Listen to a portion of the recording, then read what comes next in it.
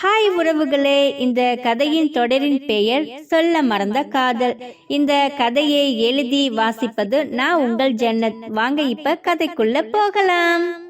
அனுவும் பிரகாஷும் அவருடைய திருமணத்தை பற்றி சந்தோஷமாக பேசிக் கொண்டிருந்து விட்டு பிறகு மாமா கூப்பிடவும், சரி பிரகாஷ், மாமா கூப்பிடுறாரு, நான் போய் என்னன்னு கேட்டுட்டு வரேன், சரி நான் போனை வச்சிடட்டுமா என்று சொல்லவும், உடனே பிரகாஷ், அனு நீ நாளைக்கு ஆபீஸ் வந்துரு, உன்கிட்ட நான் கொஞ்சம் பேச வேண்டியது இருக்கு என்று சொல்லவும், சரி பிரகாஷ், நான் ஆபீஸ்ல வந்து நம்ம பேசிக்கலாம், இப்ப மாமா கூப்பிடுறாரு, நான் போனை வச்சிடறேன் என்று சொல்லிவிட்டு அவள் போனை வைத்தாள். பிறகு மாமா கூப்பிடவும் மாமாயிடம் சென்று, மாமா என்ன மாமா என்று அவள் கேட்கவும், ஒன்னும் இல்லம்மா, உனக்கு இன்னும் ஒரு வாரத்துல கல்யாணம் ஃபிக்ஸ் ஆயிடுச்சு, கல்யாணத்தை நம்ம ஊர்ல வைக்க முடியாதுன்னு எனக்கு தெரிஞ்சிருச்சு, அதனால நானும் அத்தையும் நாளைக்கு ஊருக்கு போயிட்டு ஆக வேண்டிய காரியத்தை பார்த்துட்டு ஒரு 2 நாளைக்கு முன்னாடி நாங்க இங்க வந்துடுறோம், நீ எங்க கூட வந்துடுறியா என்று சொல்லி கேட்கவும், என்ன மாமா இப்படி சொல்றீங்க, இல்ல கல்யாணம் ஆகிற பொண்ணு தனியா விட்டுட்டு போறது நல்லது இல்ல, அதனால நீ எங்க கூட நாங்க கூட வந்துரு, நாங்க வரையில உன்னை கூட்டிட்டு வந்துடுறோம் என்று சொல்லவும், இல்ல மாமா ஆபீஸ்ல கொஞ்சம் வேலை இருக்கு, நாளைக்கு நான் போயிட்டு வேணா நம்ம ஈவினிங் கிளம்பலாமா என்று சொல்லி அவள் கேட்கவும், சரி அப்ப நீ நாளைக்கு ஆபீஸ் உள்ள வேலையை முடிச்சிட்டு ஒரு 10 நாளைக்கு இல்லாட்டினா ஒரு மாசத்துக்கு லீவு போட்டுட்டு வந்துரு, அதுக்கப்புறமா என்னன்னு பாத்துக்கலாம் என்று சுந்தரேசன் சொல்லவும், உடனே கனகவள்ளி, என்னங்க அது நம்ம மாப்பிள்ளையோட கம்பெனி, அதுக்கப்புறம் அந்த கம்பெனிக்கு கல்யாணம் ஆனதுக்கு அப்புறமா அனுபாப்பாவும் ஓனர் ஆயிடுவா, அப்புறம் எதுக்கு அவங்க வேலை செய்யணும் என்று சொல்லவும், ஆமல்ல நான் அதை பத்தி யோசிக்கவே இல்லை, சரிம்மா நீ தம்பிக்கிட்ட சொல்லிட்டு நீ நாளைக்கு கிளம்பு, நம்ம ஊருக்கு போயிட்டு ஆக வேண்டிய காரியத்தை பார்த்துட்டு வந்துடலாம், இங்கதான் தம்பி மண்டபம் எல்லாமே பார்த்துக்கிறதா சொன்னுச்சு, அந்த வேலையை தம்பி பார்த்துப்பாங்க, நம்ம மற்ற வேலையை பார்க்கலாம் என்று சுந்தரேசன் சொல்லவும், சரி மாமா நான் நாளைக்கு ஆபீஸ் போயிட்டு மற்றதெல்லாம் முடிச்சிட்டு நம்ம கிளம்பலாம் என்று சொன்னாள். இப்படியே இவர்கள் பேசிக் கொண்டிருக்கவும் அன்று மாலை கார்த்திக் அணுவின் ஹாஸ்டலுக்கு வந்தான். வந்த பிறகு அம்மாவையும் அப்பாவையும் பார்த்து, அம்மா அப்பா உங்க 2 பேட்டையும் நான் பேசணும்னு நினைச்சேன், ஆனா ஆபீஸ்ல சின்னதா ஒரு மீட்டிங் வச்சுட்டாங்க, அதனாலதான் உங்க 2 பேரையுமே இறக்கி விட்டு நான் கிளம்பிட்டேன், சாரிப்பா கோச்சிக்காதீங்க என்று சொல்லவும், பரவாயில்லப்பா இருக்கட்டும் பிரகாஷ், அவங்க சித்தி வந்து பேசினப்ப கூட நாங்க இருந்திருக்கணும், ஆனா என்னால முடியல, சாரி அனு என்று அவன் சொல்லவும், எதுக்குடா சாரி கேக்குற, பரவாயில்ல இருக்கட்டும் கார்த்திக். அனு அப்புறம் எல்லாமே நல்ல விதமா முடிஞ்சிச்சா, அவங்க வீட்டுல என்னப்பா சொன்னாங்க, ஓகே சொல்லிட்டாங்க என்று கார்த்திக் கேட்கவும், கார்த்திக் அவங்க வீட்டுல ஓகே சொல்லிட்டாங்க, அனுக்கு இன்னும் 1 வீக்ல கல்யாணம் என்று சொல்லவும், என்னப்பா சொல்றீங்க, இன்னும் ஒரு வாரத்துல கல்யாணமா, ஏன் இவ்வளவு சீக்கிரமா என்று அவன் கேட்கவும், இல்லப்பா அதுக்கப்புறமா உன்னோட மாமியார் வீட்டுல வேற வந்து நாங்க பேசணும், அதனால அனுக்கு இவ்வளவு சீக்கிரமா கல்யாணம் பண்றோமே, அவ்வளவு சீக்கிரம் நல்லதுதான், நாங்க அவங்க சொன்ன முகூர்த்தத்துக்கே ஓகேன்னு சொல்லிட்டோம், இப்ப நானும் அனுவும் நாளைக்கு ஊருக்கு கிளம்பிட்டு மற்ற வேலைகளை எல்லாம் பார்த்துட்டு நாங்க ஒரு 2 நாள்ல இங்க வந்துருவோம், இங்க நீ பிரகாஷ் கூட இருந்து மண்டபத்து வேலையும் மற்ற வேலையும் நீ பார்த்துக்கோ சரியா என்று அப்பா சொல்லவும், சரிப்பா அதெல்லாம் நான் பார்த்துக்கிறேன், நீங்க கவலைப்படாதீங்க, நம்ம அனுவோட கல்யாணத்தை ஜாம்னு கொண்டாடிடலாம், அதான் இன்னும் ஒரு வாரம் இருக்குல்ல, இந்த ஒரு வாரத்துல நம்ம என்ன வேணாலும் பண்ணலாம் என்று சொல்லி கார்த்திக் சொன்னான். இப்படியே நால்வரும் அமர்ந்து சிரித்து பேசி கொண்டிருக்கவும், சரிப்பா நான் இன்னைக்கு இங்க தங்க முடியாது, எனக்கு அங்க கொஞ்சம் வேலை இருக்கு, அதனால நான் கிளம்புறேன் என்று சொல்லவும், அம்மா உடனே, என்னப்பா இப்பதானே வந்த, இரு உனக்காக அனு சமைச்சிட்டு இருக்கா, நம்ம சாப்பிட்டுட்டு போகலாம் என்று சொல்லவும், சரி என்று அவள் சப்பாத்தியும் குருமாவும் செய்திருந்தாள். அப்படியே நால்வரும் உட்கார்ந்து சாப்பிட்டு விட்டு கார்த்திக் அங்கிருந்து அவனுடைய அறைக்கு சென்றான். கார்த்திக் அங்கிருந்து செல்லவும் சுந்தரேசனும் கனகவள்ளியும் அணுவிடம் உட்கார்ந்து பேசினார்கள். அனுமா உனக்கு இவ்வளோ சீக்கிரமா கல்யாணம் நடக்குதுன்னு எதுவும் உனக்கு வருத்தமே இல்லை என்று மாமா கேட்கவும், மாமா, ஏன் மாமா அப்படி கேட்குறீங்க? அதெல்லாம் எந்த வருத்தமும் இல்லை, எனக்கு சந்தோஷம்தான் என்று அனு சொல்லவும், உங்க அம்மாவும் அப்பாவும் இருந்திருந்தா உன் கல்யாணத்தை இதை விட ஜாம் ஜாம்னு பண்ணியிருப்பாங்க. ஆனா மாமா உனக்கு எந்த விதத்திலையும் குறை வைக்க மாட்டேமா. உனக்கு என்னெல்லாம் பண்ணணுமோ அது எல்லாமே உன்னோட மாமாவை மட்டும் இல்லை, உன்னோட அம்மாவாகவும் உன்னோட அப்பாவாகவும் நாங்கள் செய்வோம் என்று கனகவள்ளி சொல்லவும் அணுவுக்கு அழுகையே வந்துவிட்டது. என்னம்மா, ஏன் அழுகிற என்று சொல்லவும், இல்லை மாமா, நான் அம்மாவையும் அப்பாவையும் ஒரு 8 வயசு வரைக்கும் தான் பார்த்துருக்கேன். அதுக்கப்புறமா எனக்கு சின்ன வயசுலேருந்து நல்லது கெட்டது எல்லாமே பண்ணிட்டு இருக்கீங்க. இப்போ என் கண்ணுக்கு நீங்கள் அம்மா அப்பா மட்டும் இல்லை, எனக்கு சாமியே நீங்கள் தான் என்று அவள் சொல்லவும், என்னம்மா இப்படியெல்லாம் சொல்கிற என்று சொல்லி கனகவள்ளி அவளை கட்டி தழுவி, அனுமா, நீ கண் கலங்க கூடாது. கல்யாணம் ஆகி இன்னொரு வீட்டுக்கு போகிற பொண்ணு, நீ எப்போவுமே சந்தோஷமாக தான் இருக்கணும். இதுதான் உன்னுடைய லாஸ்ட் கண்ணீராக இருக்கணும் என்று கனகவள்ளி சொல்லவும், உடனே அத்தையை கட்டிப்பிடித்து, அத்தை, நீங்கள் என் மேலே இவ்வளோ பாசமாக இருப்பீங்கன்னு நான் நினச்சி கூட பார்க்கவே இல்லை. ஆனால் எனக்கு இப்போ ரொம்ப சந்தோஷமாக இருக்கு என்று அனு சொன்னாள். உடனே சுந்தரேசன், அனுமா, நீ இனிமேல் எந்த விதத்திலும் கவலைப்பட மாட்ட, நீ சந்தோஷமா இருப்ப. உன்னுடைய வாழ்க்கையில இதுக்கப்புறமா எல்லாமே நல்லா தான் நடக்கும் என்கின்ற நம்பிக்கை எனக்கு வந்துருச்சு. ஏன் தெரியுமா? பிரகாஷ் தம்பியை பார்த்ததுக்கு அப்புறமா அவர் உன்னை உள்ளங்கையில வைத்து தாங்குவார் என்கின்ற நம்பிக்கையும் வந்துடுச்சு என்று சொல்லி மூவரும் அன்று இரவு சந்தோஷமாக சிரித்து மகிழ்ந்து பேசி கொண்டிருந்தார்கள். சரி, டைம் ஆயிடுச்சு, நீ போய் படு என்று சொல்லவும் அவள் அறைக்கு சென்று மாமா சொன்ன விஷயத்தை அப்படியே சிந்தித்து கொண்டே இருந்தாள். உடனே பிரகாஷிற்கு ஃபோன் செய்து பிரகாஷ் ஃபோனை எடுத்து, என்னன்னு இந்த நேரத்தில் கால் பண்ணியிருக்க என்று சொல்லவும், பிரகாஷ், இன்னைக்கு நீங்கள் வீட்டுக்கு வந்தது போனதை நினச்சி மாமா ரொம்ப சந்தோஷப்பட்டார். உங்கள் மாதிரி ஒரு ஹஸ்பண்ட் கிடைக்கிறதுக்கு நான் ரொம்ப கொடுத்து வச்சிருக்கிறேன்னு சொன்னார். அதை கேட்கும்போது எனக்கு ரொம்ப சந்தோஷமாச்சு. நாளைக்கு நான் ஆஃபீஸ்க்கு வரேன், ஆனால் வந்துட்டு நாங்கள் ஈவினிங் ஊருக்கு போகிறோம். எதுக்கு தெரியுமா? நான் மாமா வந்ததும் இன்னும் கல்யாணத்துக்கு 1 வாரம் தான் இருக்கு. நீ இந்த ஹாஸ்டலில் இருக்க வேணாம், எங்கள் கூட வந்துரு. நாங்கள் ரிட்டன் ஒரு 2 நாளில் திரும்பி வந்துடுவோம். அப்போ நீயும் வந்துருன்னு சொல்கிறாரு. எனக்கு அதுதான் சரின்னு படுது. அதனால் மாமாவும் அத்தை நாங்கள் 3 பேரும் நாளைக்கு ஈவினிங் வந்து ஊருக்கு போகிறோம். கார்த்திக்கு உங்கள் கூட இருந்து இங்கே மற்ற வேலைகளை பார்த்துப்பான் என்று அனு சொல்லவும், சரி அனு, அப்போ ஓகே, நீ நாளைக்கு ஆஃபீஸ் வந்துட்டு கொஞ்சம் பெண்டிங் ஒர்க்கை முடிச்சுட்டு நீ கிளம்பு, மற்றதை நான் பார்த்துக்கிறேன். இங்கே வந்ததுக்கப்புறமா காயத்ரி உன்கிட்ட ஏதாச்சும் கேட்டால் நீ சைலண்டாகவே இரு, எதுவும் சொல்லாத என்று சொல்லவும், எதுக்கு இதுக்கப்புறமா நம்ம சைலண்டாக இருக்கணும்? அதுதான் உங்கள் சித்தி போய் சொல்லி இருப்பாங்களே, அப்புறம் என்ன என்று சொல்லவும், அதுவும் சரிதான், சரி வா, நாளைக்கு ஆஃபீஸ்க்கு வந்து பார்த்துக்கலாம் என்று சொல்லிவிட்டு இருவரும் சாப்பிட்டியா என்று கேட்டுவிட்டு அப்படியே ஃபோனை வைத்தார்கள். ஃபோனை வைத்த பிறகு அனு அவளுக்கு திருமணம் நடக்கப் போகிறது என்ற சந்தோஷம் ஒரு பக்கம் இருந்தாலும், பிரகாசம் நானும் செய்த தவறு செய்துவிட்டோம், அந்த தவறை சீக்கிரமாக சரி செய்ய வேண்டும் என்று நினைத்து இப்பொழுது சக்சஸாக நடந்துவிட்டது என்று நினைத்தும் அவள் சந்தோஷமாக அன்று இரவு உறங்கினாள். அடுத்த நாள் அணுவுக்காக காலை பொழுது விடிந்தது.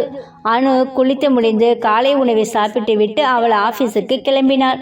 ஆஃபீஸுக்கு சென்றவுடன் அவளுடைய பெண்டிங் ஒர்க் அனைத்தையுமே முடித்தாள்.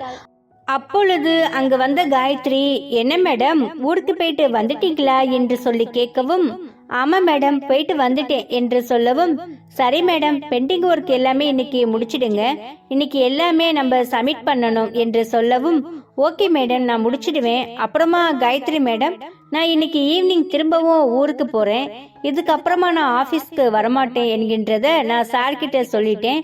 எனக்கு கல்யாணம் ஃபிக்ஸ் பண்ணி இருக்காங்க, நான் பத்திரிக்கை அடிச்சதுக்கு அப்புறமா நான் பத்திரிக்கை எடுத்துட்டு வரேன் என்று சொல்லவும், என்ன மேடம் சொல்றீங்க, உங்களுக்கு மேரேஜ்னு சொல்லவே இல்லை, மாப்பிள்ளை எங்க என்று கேட்கவும், சென்னை தான் மாப்பிள்ளை, நான் இன்விடேஷன் கொடுக்க வரப்ப யாரு என்கின்றது உங்களுக்கு கண்டிப்பா தெரியும், இல்லாட்டினா இன்னும் கொஞ்ச நாள்ல அந்த மாப்பிள்ளை யாருன்னு கூட உங்களுக்கு தெரிய வரும் என்று சொல்லவும், அப்படி அப்படி அனு சொல்லவுமே அவள் ஒரு ஆழ்ந்த சிந்தனைக்கு சென்று, என்னது ஏதோ சொல்றாங்க அனு, எனக்கு ஒண்ணுமே புரியல.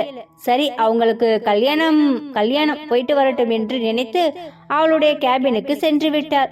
உடனே அனு ஒரு ஃபைலை எடுத்துக்கொண்டு பிரகாஷின் அறைக்கு சென்று அவளுடைய பெண்டிங் ஒர்க் அனைத்தையுமே பிரகாஷும் அனுவும் அமர்ந்து அனைத்தையுமே முடித்துவிட்டு, பிரகாஷ், நான் ஊருக்கு போகணும், அதனால நான் சீக்கிரமா கிளம்புறேன் என்று சொல்லிவிட்டு அவள் அங்கிருந்து கிளம்பினாள். பிரகாஷ் அவனுடைய வேலையை முடித்துவிட்டு அவனும் அவனுடைய வீட்டிற்கு அன்று மாலை சென்றான். ஆனால் காயத்ரி மற்றும் அங்கேயே அமர்ந்து அவளுடைய வேலையை பார்த்து கொண்டிருந்தாள். அப்பொழுது அவளுடைய மொபைலுக்கு ஒரு போன் வரவும் அது அலமேலாக இருக்கவும் உடனே அந்த போனை எடுத்து, ஹலோ மேடம், சொல்லுங்க என்று சொன்னாள். என்ன காயத்ரி, என்ன பண்ணிட்டு இருக்க என்று கேட்கவும், உன்கிட்ட எல்லாம் ஒரு வேலையை கொடுத்தேன் பாரு, என்ன சொல்லணும், அது என்ன சொல்லுவாங்க, காலில் போடுறதை எடுத்து என்னையே நான் அடிச்சுக்கணும் என்று சொல்லவும், மேடம் ஏன் இப்படி எல்லாம் பேசுறீங்க, என்னாச்சு என்று சொல்லி கேட்கவும், என்ன ஆகணும், அதான் எல்லாமே முடிஞ்சிருச்சு, இதுக்கப்புறமா எதுவும் நடக்கணும் என்று சொல்லி அலமேலு கேட்கவும், மேடம் நீங்க சொல்ல வர்றது எனக்கு புரியல, தயவு செஞ்சு கொஞ்சம் புரியுற மாதிரி சொல்லுங்க என்று காயத்ரி கேட்கவும், அந்த ஆபீஸ்ல நீ என்னதான் வேலை செய்யற, நான் அப்பொழுதுல உன்கிட்ட ஒரு விஷயம் சொன்னேன்ல, பிரகாஷ் யாரோ லவ் பண்றான், அந்த பொண்ணு யாருன்னு பாருன்னு, ஆனா அது யாருன்னு கூட தெரியல, ஆனா அந்த பொண்ணு அங்கேயேதான் இருந்திருக்கா என்று சொல்லவும், மேடம் நீங்க என்ன சொல்றீங்க, என்னது சார் லவ் பண்ற பொண்ணு இந்த ஆபீஸ்ல இருக்காங்களா, என்ன மேம் சொல்றீங்க, யாரது என்று சொல்லி கேட்கவும், அதான் இப்ப நீவா வந்தாலே அந்த அனுதான், பிரகாஷ காதலிக்கிற பொண்ணு, இது கூட தெரியாம நீ அங்க வேலை செய்யற, என்ன மேடம் சொல்றீங்க, எனக்கு ஒண்ணுமே புரியல, இப்பதான் அணுகிட்ட காலையில பேசினேன், அவங்க மேரேஜ், நான் ஊருக்கு போறேன், நான் இதுக்கப்புறமா கம்பெனிக்கு வரமாட்டேன்னு சொன்னாங்க, நீங்க என்ன இப்படி சொல்றீங்க, ஆமா அவ கம்பெனிக்கு வரமாட்டா, ஏன்னா பிரகாஷ கல்யாணம் பண்ணதுக்கு அப்புறமா அந்த கம்பெனிக்கு அவ ஓனர் ஆயிடுவா இல்ல, அதனாலதான் அப்படி சொல்லி இருக்கா. அப்பொழுது காயத்ரி நினைத்து பார்த்தாள், இன்னும் கொஞ்ச நேரத்துல யார் மாப்பிள்ளை என்று உங்களுக்கே தெரிய வரும் என்று சொன்ன அந்த வார்த்தை அப்பொழுது அவளுக்கு ஞாபகம் வந்தது. இதனாலதான் அனு என்கிட்ட இப்படி சொல்லிட்டு போனாங்களா, சரியான திமிரு பிடிச்சவ போல என்று அவள் மனதில் நினைத்து கொண்டு, மேடம் சாரி மேடம், இந்த விஷயத்துல நான் கோட்டை விட்டுட்டேன், என்னமோ உண்மைதான், அதனால இந்த கல்யாணத்துக்கு நீங்க ஓகே சொல்லிட்டீங்களா என்று காயத்ரி கேட்கவும், என்ன பண்ணி தொலைக்கிறது, அவன் அணுவோட வீட்டுக்கு கூட்டிட்டு போய் அவங்க மாமாவையும் அத்தையும் காமிக்கும் போது கூட எனக்கு ஒண்ணுமே தெரியல, பொண்ணுன்னு சொல்லி காப்பிய கொண்டு வந்து அணு வந்து நின்றா பாரு, அப்பதான் எனக்கு பெரிய ஷாக்கிங்கா இருந்தது, அவளை பாப்போம்னு எனக்கு எண்ணமே மாறி போச்சு. அப்ப கூட நான் கேட்டேன், என்ன அனு நீ கூட ஒரு வார்த்தை சொல்லல என்று, இல்ல மேடம் இந்த விஷயத்த ஆபீஸ்ல வச்சு எப்படி சொல்றது, அது சொல்லலன்னு சொல்லிட்டு அவ ஒரு பெரிய மழுப்பி என் வாயை அடைச்சிட்டா, ஆனாலும் இந்த கல்யாணத்தை ஏதாச்சும் நான் ஒண்ணு பண்ணலான்னு சொல்லிட்டு, உங்க பொண்ணுக்கு என்ன போடுவீங்க, அது பண்ணுவீங்க, இது பண்ணுவீங்கன்னு நான் கேட்டப்ப கூட பிரகாஷ் எதுவுமே கேட்க வேணான்னு சொல்லி என் வாயை அடைச்சிட்டான். சரி, கல்யாணம் முடிச்சதுக்கு அப்புறமா எதுவா இருந்தாலும் பாத்துக்கலாம், பிரகாஷுக்கு எதுவும் டவுட் வரக்கூடாதுன்னு சொல்லிட்டு நான் தான் அமைதியா இருந்துட்டேன் என்று அலமேலு சொல்லவும், என்ன மேடம் இப்படி பண்ணிட்டீங்க, நீங்க ஏதாவது பேசி இந்த கல்யாணத்தை நிப்பாட்டுறதுக்கு ஒரு வழி வகுத்துக்கலாம் இல்ல, ஏன் நீங்க ஓகே சொன்னீங்க என்று சொல்லவும், இப்ப நான் வேணான்னு சொன்னா பிரகாஷுக்கு என் மேல சந்தேகம் வந்துடும், என் பசங்களும் இன்னும் கொஞ்ச நாள்ல இங்க வரதுக்கு இருக்காங்க, அதனால அவன் போக்கிலேயே போயிட்டு அவனோட கல்யாணம் முடிஞ்சதுக்கு அப்புறமா நான் என்ன பண்ணணுமோ அதை பண்ணிக்கிறேன், ஆனா உன்னை நம்பி ஒரு வேலை கொடுத்தேன் பாத்தியா, என்ன சொல்லணும் என்று சொல்லிவிட்டு கோபமாக அவள் போனை வைத்தாள். அலமேலு போனை வைத்த பிறகு காயத்ரிக்கு என்னமோ போல ஆகிவிட்டது. இத்தனை நாள் இந்த ஆபீஸ்ல நம்ம இருந்திருக்கோம், ஆனா ஒரு வாட்டி கூட அனு சரி பிரகாஷ் லவ் பண்ற மாதிரி காமிச்சிக்கவே இல்லை, எப்பொழுது ரெண்டு பேரும் ஒரே மாதிரி இருப்பாங்க, சரி ஆனது அது வேலையா பேசுறாங்கன்னு தான் நான் நினைச்சிட்டேன், இப்பதான் புரியுது அவங்க ரெண்டு பேரும் லவ் பண்ணதுனாலதான் அப்படி இருந்திருக்காங்கன்னு, இது கூட தெரியாம நான் அந்த ஆபீஸ்ல வேலை செஞ்சிருக்கேன், என்ன நினைக்கும் போது எனக்கே கொஞ்சம் கோவமா தான் வருது என்று காயத்ரி நினைத்து கொண்டாள். அதான் கல்யாணம் முடிஞ்சதுக்கு அப்புறமா அவளுக்கு பெரிய பனிஷ்மெண்ட் வச்சிருக்கேன், அலமேலு மேடம் தான் சொல்லி இருக்காங்களே, பார்க்கலாம் என்ன வேணும்னு சொன்னா, இல்ல இல்லை அவன் அணுவோட எப்படி எப்படி நல்லா இருக்கான்னு நானும் பார்க்கிறேன் என்று சொல்லி அவளுடைய வேலையை வருத்தமாக செய்து கொண்டிருந்தாள். இங்கு மாமா, அணு, கனகவள்ளி மூவரும் ஊருக்கு செல்வதற்கு தயாரானார்கள். அவர்கள் ஊருக்கு சென்று அடைந்தார்கள். ஊருக்கு சென்ற பிறகு கார்த்திக் சுந்தரேசனுக்கு போன் செய்து, கார்த்திக், நான் ஊருக்கு வந்துட்டேன், இங்க மற்ற வேலையெல்லாம் நான் பாத்துடுறேன், நீ பிரகாஷ் தம்பியோட இருந்து மண்டப வேலை மற்ற வேலையெல்லாம் பார்த்துக்கோ, எதுவா இருந்தாலும் அப்பப்ப கால் பண்ணி என்கிட்ட கேட்டுக்கோ என்று சுந்தரேசன் சொல்லவும், சரிப்பா நான் பாத்துக்கிறேன் என்று சொல்லி, அப்பா பிரியா வீட்டுக்கு பத்திரிக்கை வைக்கல என்று சொல்லவும், ஏண்டா, நான் இப்பதானடா பத்திரிக்கை அடிக்க வந்திருக்கேன், பத்திரிக்கை அடிச்சுட்டு இன்னும் 2-3 நாள்ல வந்துருவேன், அதுக்கப்புறமா நம்ம சொந்தக்காரங்க எல்லாத்துக்கும் சில பேருக்கு போன்லயும் சில பேருக்கு நேர்லயும் சொல்றேன், அதெல்லாம் நான் பாத்துக்கிறேன், நான் கொடுத்த வேலையை மட்டும் நீ கரெக்டா பாரு என்று சொல்லி அவர் போனை வைத்தார். அடுத்த நாள் காலை அணுவை கனகவள்ளி கூப்பிடவும் அணு கனகவள்ளி அறைக்கு சென்றாள். சொல்லுங்க அத்தை, என்ன என்று கேட்கும்போது, இங்க வாமா, இந்த நகையெல்லாம் என்னோட கல்யாணத்துக்காக எங்க அம்மா அப்பா பண்ணி போட்டது, இதெல்லாம் அவ்வளவா போட்டதே இல்லை, இப்ப உனக்கு இதெல்லாம் போட்டு பார்க்கலாம் என்று ஆசையா இருக்கு, ஆனாலும் இது எல்லாமே கொஞ்சம் பழைய மாடலா இருக்கு, அதையெல்லாம் நம்ம ஊருக்கு எடுத்துட்டு போயிட்டு உனக்கு புது மாடல் வாங்கிக்கலாம், ஆனா இதுல எது உனக்கு பிடிச்சிருக்கு அதை நீ இப்ப எடுத்து வச்சுக்கோ என்று அத்தை சொல்லவும் அவளுக்கு மிகவும் ஆச்சரியமாக விட்டது. என்னது, நம்மள பார்த்தாலே ஒரு காலத்துல எரிஞ்சு விழுந்த அத்தை இப்ப நம்மளுக்கு இவ்வளவு செய்யறாங்கன்னு நினைக்கும் போது அவளுக்கு மிகவும் சந்தோஷமாக இருந்தது. அது எனக்கு இந்த நகை எல்லாம் வேணாம், பரவாயில்ல இருக்கட்டும், எதுக்கத்த அப்படி என்று அவள் சொல்லவும், இல்லம்மா, இந்த நகையெல்லாம் நான் உனக்காகத்தான் எடுத்து வச்சேன், அது மட்டும் இல்லை, எனக்கு மருமகளா வரப்போறவளுக்கும் கொஞ்சம் இருக்கு, ஆனாலும் நீ சின்ன வயசுல இருந்து நம்ம வீட்டுல வளர்ந்த பொண்ணு, எனக்கு நீ பொண்ணு மாதிரி தான், என் பொண்ணு தான், நான் நல்லது கெட்டு செஞ்சு அனுப்பணும் இல்ல, அதுதானே முறை, அப்ப நீ இந்த நகையை கொஞ்சம் எடுத்துக்கோ என்று அத்தை சொல்லவும் அவளுக்கு பிடித்தமான நகையை மட்டும் அவள் சிறிதளவு எடுத்துக்கொண்டாள்.